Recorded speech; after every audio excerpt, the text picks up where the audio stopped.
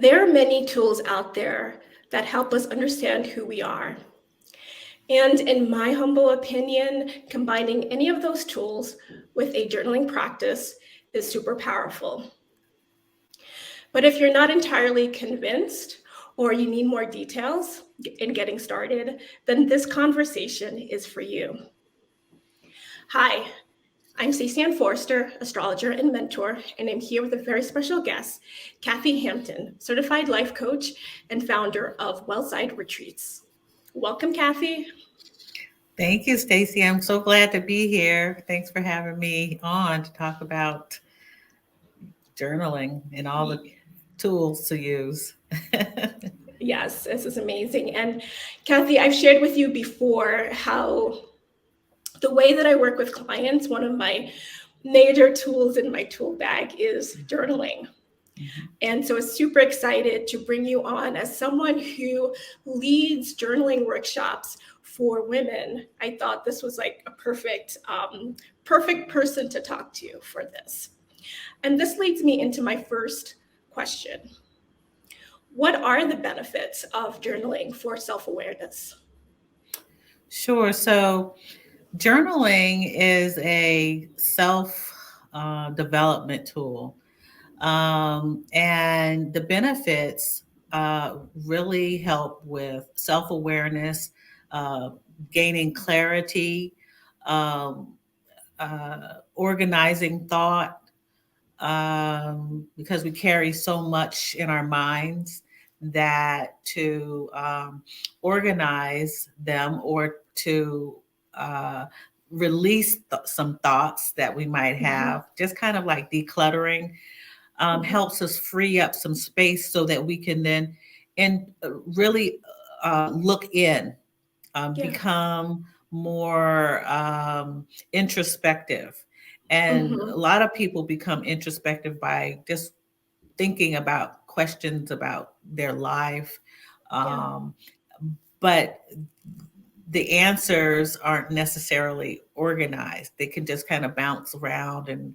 But if you're using a tool like journaling, pen and paper, writing instrument, and putting it down somewhere so that you can actually determine your growth, and then further your journey of self-awareness, because you become aware of one aspect of your life, but things occur. So if it becomes a habit, a good habit, then you can continue to live your life with clarity, and focus, and with that clarity see where you're going in your life.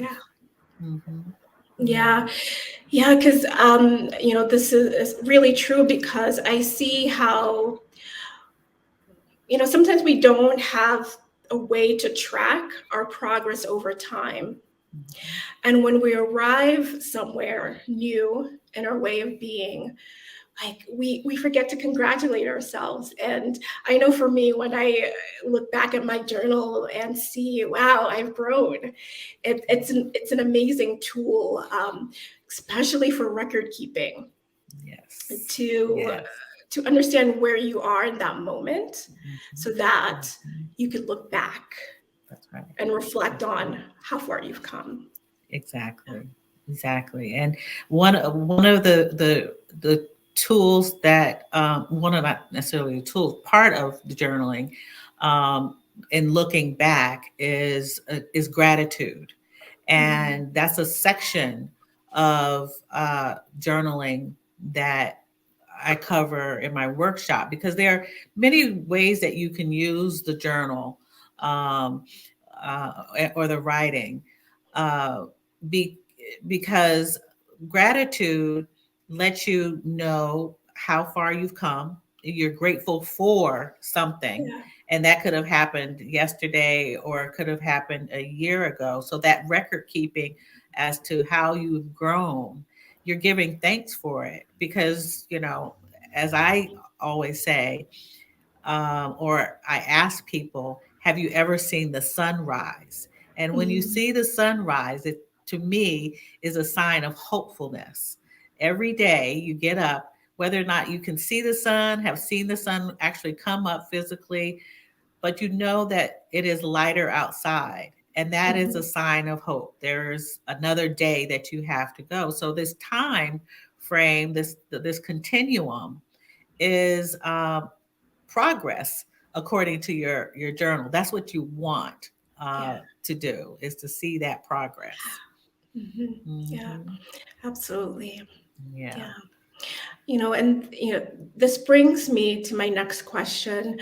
I think there's this misconception that journaling is like one thing. And you just brought up gratitude and journaling for gratitude and how there's different ways to journal.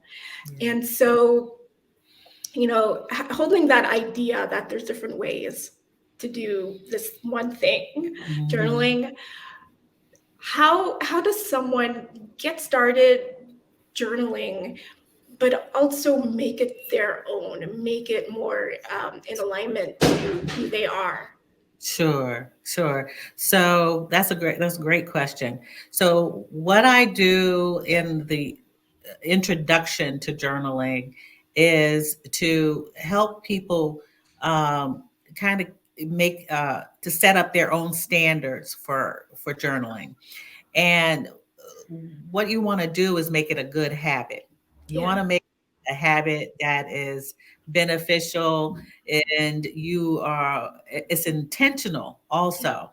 It's like, it's like dieting, or not dieting, but eating healthier, or taking walks on a regimented schedule. So what you want to do to make it your own is you want to first come up with a writing instrument that you want to use, and with a type of paper or pad, or it seems very simplistic, but you have to be comfortable, just like the tennis shoes you wear on your walk every day. Your 30-minute walk, you want your instruments to feel comfortable in your hand. You want to find a comfortable spot, place in your home or outside somewhere, wherever you feel comfortable. Then you also want to maybe set a cue to start, Mhm. like some people who, I'll give you an example. My mother used to write down her, when she woke up, and my daughter does the same thing, write about their dreams. So and so we put the pad of paper, the journal pen, next to them at the nightstand, and when they wake up, or if they wake up in the middle of the night, they write what they have experienced as they were sleeping, so that they could become clear, possibly, about what is going on in their subconscious. This has Yeah. been going on for a while, particularly with my mother. But you want to place that those instruments somewhere. It could be on the breakfast table. It could be at the sink where you want to go, or it could be in the car before Mhm. you head off to work, or wherever you want to go, wherever you believe that you want to start your writing for the day. And it doesn't actually have to be each day. It can be whatever, every 2 days. And it can start also with just a sentence or two. And it could Mhm. start with that statement of gratitude. It could be Mhm. anything to build up to other things. The other way, go Mhm. ahead. Yeah, so you mean I don't have to write pages and pages to have No, a journal practice? I could write just no. one sentence and You can write a call sentence, that a or exactly, Stacey. You could even write a word, you know, uh, there's the statement I am, the great Mhm. I am, it could be I am love, I am loved. It could be one thing that's going to make you head forward. You want to move, there's movement into even if it's a step, one Mhm. step in this habit of journaling. So Mhm. no, it's not just every day or every night. You pick where you want to go. There are no Mhm. rules, and that's the beauty in it.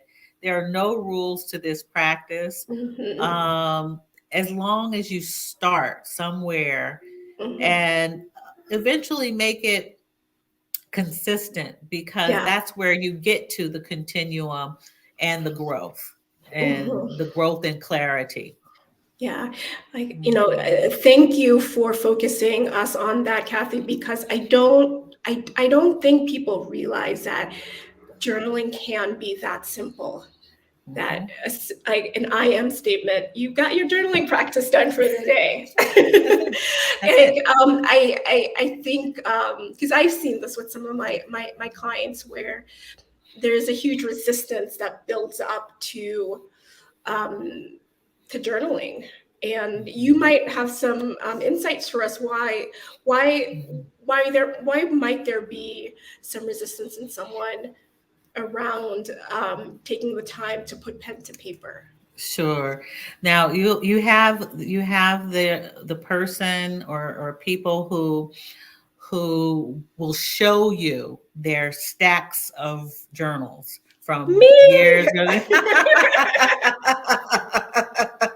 He's talking about me, That's people. right. That's right.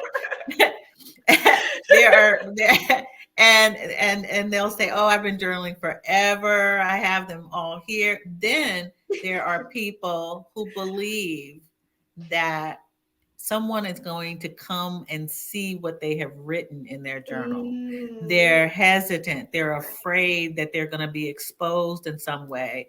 And that's really sad, because it shows that there's there's trauma about something private, or right. feeling that um, it's like a memoir. When people write memoirs, and they feel that they can't write them because they're they have one view of people. It's their story, but Mhm, they feel that they can't tell their own self on paper their story, because they might be found out, and that would cause some problem. It could cause some trauma, some anger, there's fear behind it.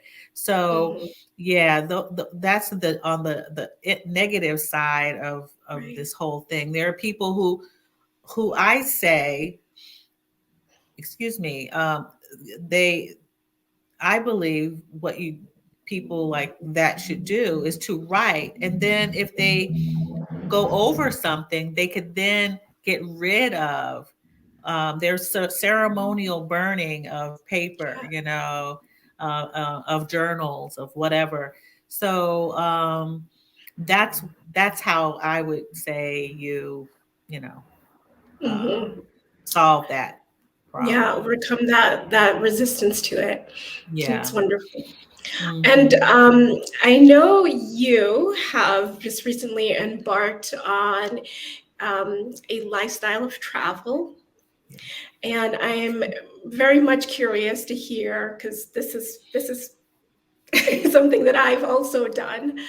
Mhm. How your journal practice has changed, given that you don't have that home base or you're moving around even slowly to different places. Like, so Mhm. how what does your journal practice look like now, being Well, out traveling? it's really sad, because when I say it's sad, it's something that quote unquote experienced travelers would never do, and that is to carry their journals with them. But I Mhm. did. Yeah. I carried two. I should show you. I carried two of these notebooks with me Mhm. for different things, and then I actually have four journals with me Yay. in paper. It's like they're heavy. And I refer to one of them is like a business calendaring things. Mhm. The other three are for years of journaling, and I go back to them. and including this year Mhm. journal, 2022. And I'm not, ashamed or anything, but it's not practical It's not because practical, but you're prioritizing something that has it's so ingrained in who you are. yeah, and I don't feel. You see, my journaling practice incorporates waking up, uh, doing some stretching, Yeah. drinking some water, uh, praying, meditation, and then I physically take my journal and go to a light source, and that Mm, is a window that I have here, and I purposefully designed my sabbatical where there was lots of lights. At least I saw the pictures of the Airbnb that mhm, had lots of light. And mhm, so that's how I journal. And I don't type. Some people actually don't like to write with pen and paper. They mhm, want to use their computer or their other electronic device to do it. In my workshops, I don't make a distinction. Some people have said that they've gone to other workshops or courses where they were told that they could not use their computer. They could not use any electronic resources. So they're a little, some people don't feel comfortable writing, yeah. handwriting. My children, I mean, you know, generationally, my children don't like to handwrite Mhm, because they were born during the age of the computer. And yeah. yeah, so they Mhm, text everything, and mhm, people have gotten used to doing that. But yeah, I like to write. I actually used to write in script. I mhm, practiced that as a younger person. I like calligraphy, so I like the motion yeah. of it. And I like to look at my handwriting. It's something I've created. I Mhm, feel that came out of me somehow. It's yeah. just, a weird. It's just No, so, it isn't. I see that as partly that creative process when I think of it's taking something internally and making it external. yeah. And somehow when you're doing the pen to paper, it's like this I don't know, this is not a word, but physicalization of what's happening internally. That doesn't, it's not quite the same doing it on the computer. That said, if I do like that you give people permission to do it however Hmm. feels good to them. I'm Oh definitely yeah, for that. yeah. Absolutely. Yeah, because I believe just the purpose and the intention is to get someone to truly I call myself the queen of self-awareness. I'm sure there are many other people out there who call themselves that, but as far as I'm concerned, I'm the queen of self-awareness. I believe that you really there are a lot of people going around in the world not knowing what makes them tick or what is bothering them.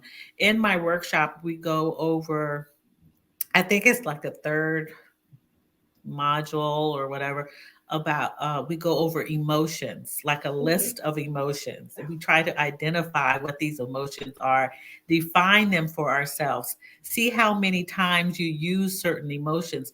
A lot of people don't know what they are feeling inside. They're mhm, not aware of what depression really is, or yeah. what sadness is, what Mhm, grief feels like. yeah, Oh, there's a long list of emotions, and we only know a few of them, and mhm, we make them, we put them in one chunk and say yeah, that's what I am. And you don't necessarily have to label yourself, but you do want to know,